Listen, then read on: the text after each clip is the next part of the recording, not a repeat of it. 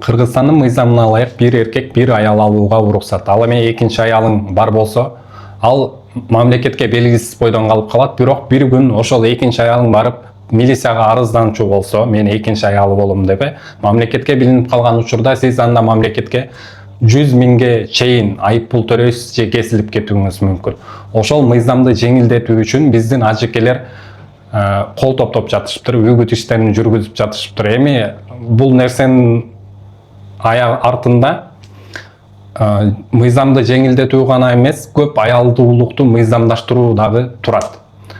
Анан ошол ажекелердин келтирген аргументи, биздин Кыргызстанда азыркы учурда кыздар көп, эркектер аз болуп жатат. Ошол биздин кыздар башкаларга турмушка чыгып кетпеш үчүн, башка булуттарга же болбосо алар баягы турмушка чыкпай бактысыз калбашы үчүн 2 аял алганга уруксат бергиле, 3 аял алганга, шарият боюнча 4 аял алганга чейин уруксат бергиле деп жатат. Ошол аргументи жөнүндө айта турган болсом, 50 жашка чейинкилерди алып караганда Кыргызстандын ичинде, анда эркек менен аялдардын саны тең деле түшөт. 50% эркектер, 50% аялдар. Ал эми 40 жашка чейинкилерди алып карай турган болсок, анда эркектер көптүк кылат аялдарга салыштырмалуу.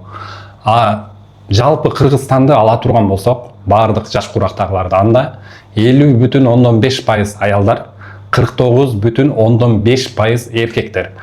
Бул жагынан деле биздин Кыргызстанга Кудай адилеттүүлүк кылып теңме-тең эле жаратып койгон да.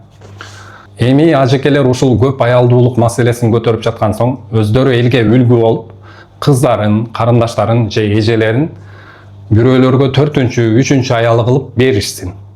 Анан мына мен кызымды Моол деген кишиге 3 аялы кылып бердим, эжемди Моол деген кишиге 4 аялы кылып бердим деп ошондой мисалдар менен айтып чыгышса, мындай баягы жүйөлүү болобу деп ойлойм да. Эми бул жөнүндө сиздер кандай ойлойсуздар?